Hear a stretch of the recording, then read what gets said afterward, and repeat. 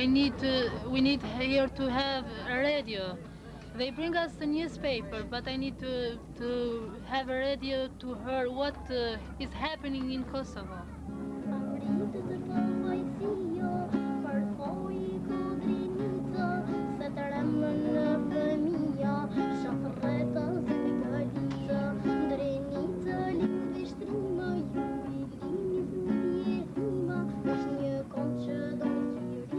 The first refugees arrived on March 26, 1999. They wore layers of clothes and dragged few belongings. By the end of May, around 850,000 people had fled Kosovo or had been expelled. 350,000 of them sought help within the former Yugoslav Republic of Macedonia, and 90,000 were soon airlifted to third countries. It quickly emerged as one of the most dramatic and complex humanitarian crises in history. For aid agencies, it also became a constant race against time.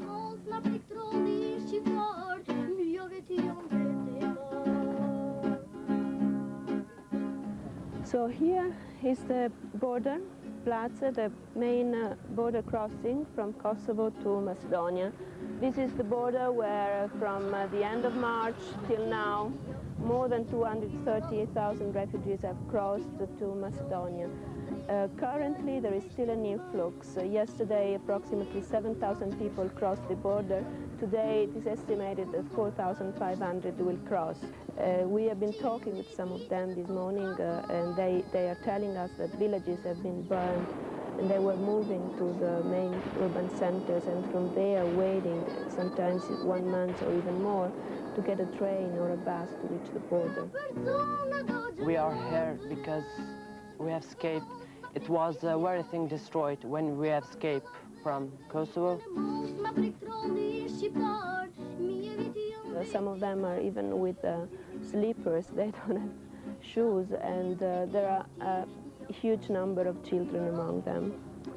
So now the procedure, as soon as they cross the border, if there are buses already ready to accompany them to other refugee camps, then they are immediately put on buses and driven to other refugee camps. And when there are some problems, then they have this transit camp here in Blace, where they receive the first items, the first relief items, food, water. There is a medical assistance provided. They can spend the night here until it is decided where they have to go.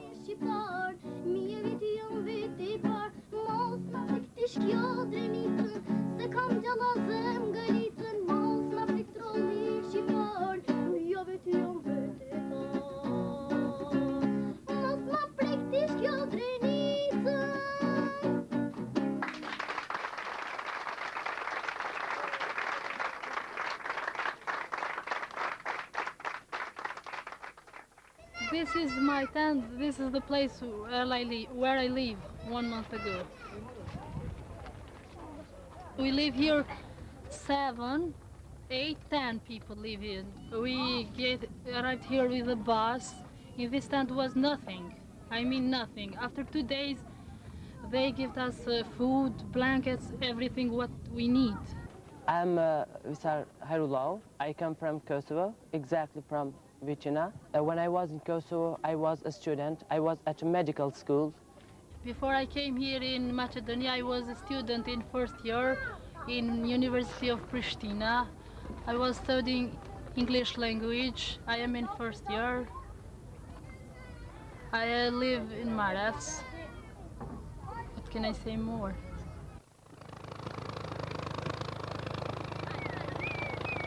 So we are in Cegrane camp now. This is the biggest refugee camp in Macedonia. There are at the moment approximately 40,000 people. The camp initially was designed for 5,000. The people that are coming here, they need absolutely everything. Obviously a tent, where to sleep, water, food, something to do during the day. All the NGOs or our implementing partners are involving very much the population of the camp themselves in activities with children. Teachers, which are refugees here in the camp, are doing that, are involved in that. in distribution of food as well. All the people in the camp, they are working for themselves, they are working to organize the activities in the camp, they are working for the others.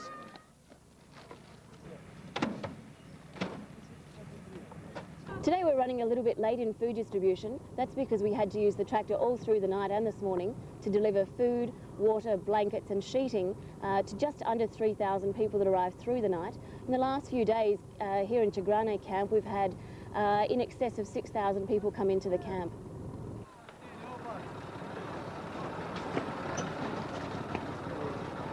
Every day, CARE delivers fresh food and staple items which have been contributed by ECHO as well as by the World Food Programme. First of all, they get loaded into tractors at the warehouse. They then come to each distribution centre here in the camp.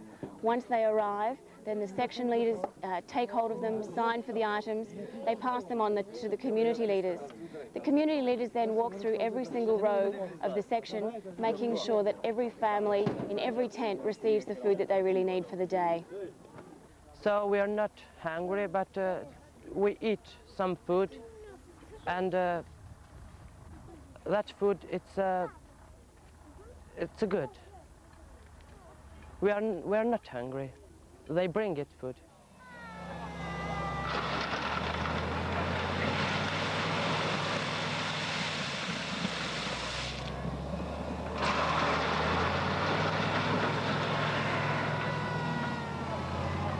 As this refugee camp now has 40,000 refugees, it needs infrastructure like a city needs. This is the main thing why we are here, to support the NGOs with their work here and to support them with building up the infrastructure. For us, for THW, this means that we have to dig the channels for the water supply, for the wastewater disposal, for the toilets especially, and to dig even the big holes to put in the toilet tanks in which we collect all the waste from the toilets. So this is the toilet. So this is the toilet. In the beginning we just had 200 person for one toilet, what was just a discussing. If we don't have more refugees coming in, we will get down to the standard of the toilets to 25 to 30 person for one toilet. What is the World Health Organization standard and what is the aim?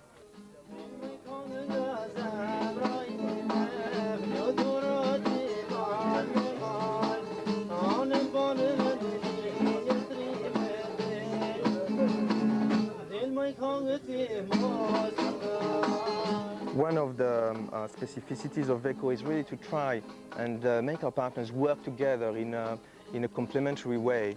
In order to reach this, we have really adopted an integrated approach.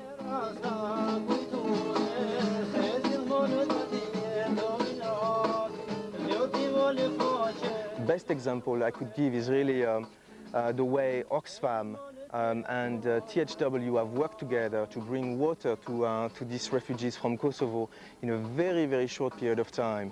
Their actions have been really complementary.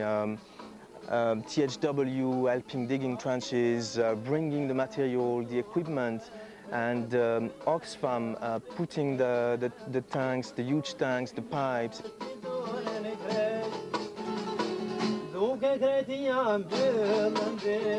It was an amazing operation. In the middle of nowhere, a huge pipeline system was rapidly put in place to bring water to all the people of the camp.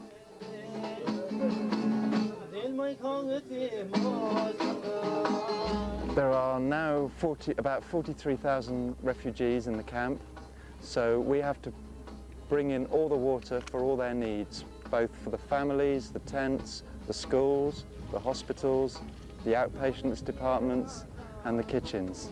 We do this at the moment by bringing it all in by truck from the nearest city in water tankers, and we will be changing that to bring it from an underground source about 2 kilometers away. About the water is good, we can drink, we can wash the clothes. Just one problem is we must wait to get water. This is where we can get the water. we must wait here in half an hour or an hour.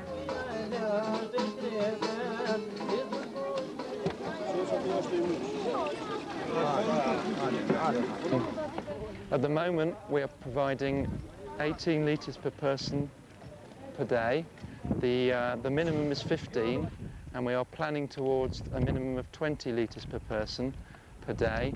As the camp has been growing in population very, very quickly, we've had to keep increasing the amount of water we're bringing and also changing the plan so we can have a more permanent system that can last a longer time.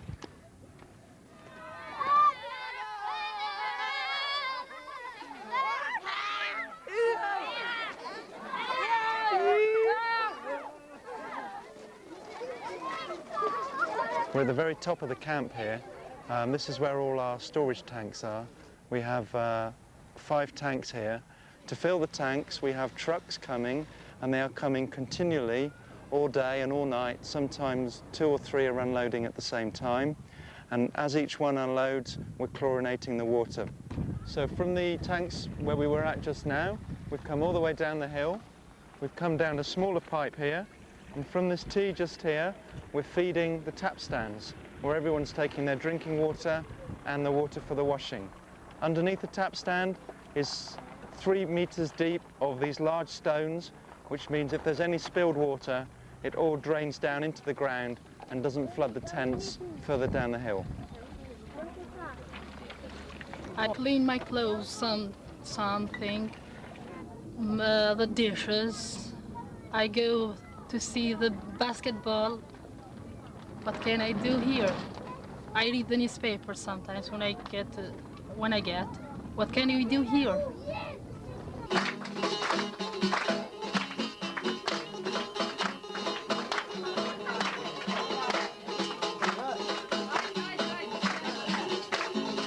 Here people are spending day after day without having anything to do. So there is a pool of Italian NGOs, 4 NGOs, CESVI, Intersos, GVC and CRIC, which are organizing games for children and information system for the population of the camp. They have different type of activities, sport activities for teenagers in different parts of the camp in order to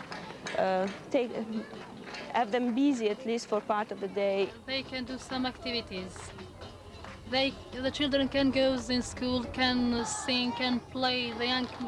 The young man can go to play volleyball.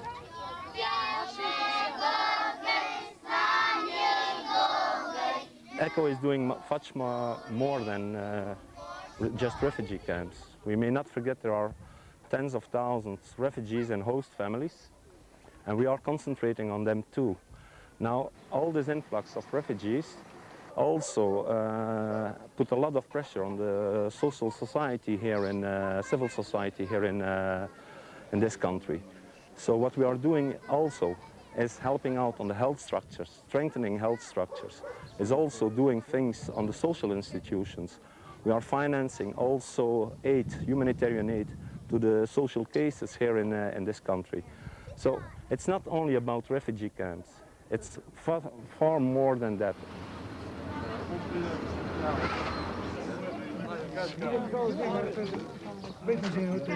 We are in Kosovo, it's center-south of Macedonia.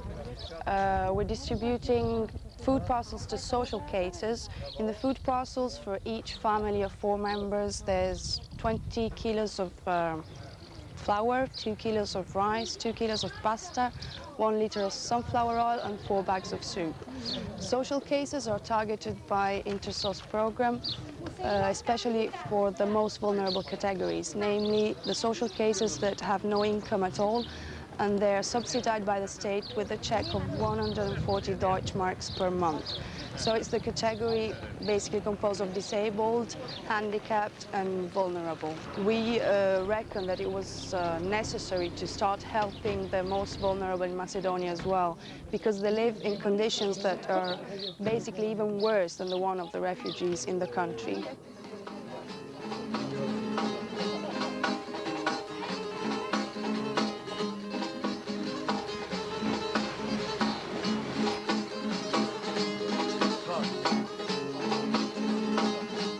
Kjo e Mënyrëzimi I Meri, jam fshatit Poroj, kemi pranu një familje të 6 antarëshe, jemi edhe vetë 6 antarëshe, dhe mendohemi të ndihmojmë, va bëjmë sa më mirë këtu, të kushtet va bëjmë sa më të mira, se nuk kanë kushte të mira.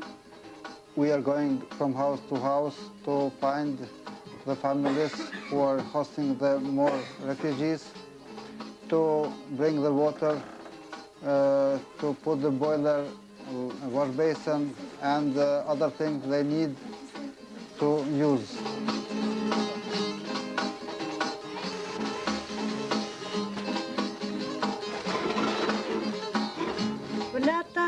Kalojmë mirë, jo, dhe çfarë them unë, mirë jemi, nuk kemi keq, Jo, kur një farë problem. What we are doing here is to deliver fresh food to refugees who are accommodated in host families. The objective here is to give support to the local people who accommodate refugees. We are around 130,000 refugees accommodated by this way. Po teti kam shpifot, 6 janë kanë këndë. 6 në kam? Po. Një kam të veshën e që ky, njëllin e tretë, po 15. This is a distribution point in one village. The people who are working here are volunteers.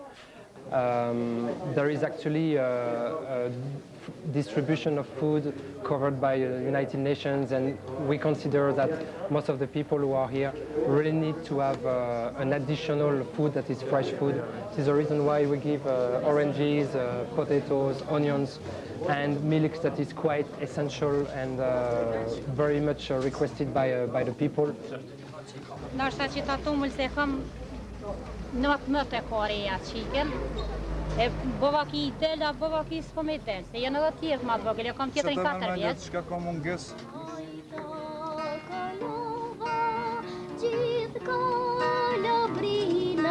In this kind of situation, we can have another emergency by tomorrow. I mean that tomorrow morning we can have another 20,000 people at the border, and then the emergency will start again. The day after tomorrow, we can have a return to Kosovo, and then we will face another kind of emergency. And this is really what ECHO is about. Not only the management on a daily basis of emergencies, but planning ahead as well. We hope that one day everything will be all right, and we hope that we can return in our places, because Kosovo it's our places, and we want to go in Kosovo. And in fact, it did happen. Within 3 months, after a peace deal was reached with the authorities of the Federal Republic of Yugoslavia, most of the refugees who fled returned home to shattered villages in a devastated province. Never before had so many people left and come back in such a short time. I want to go back in Kosovo and to study and to go on with my school and my life. With that I had before, I had my life.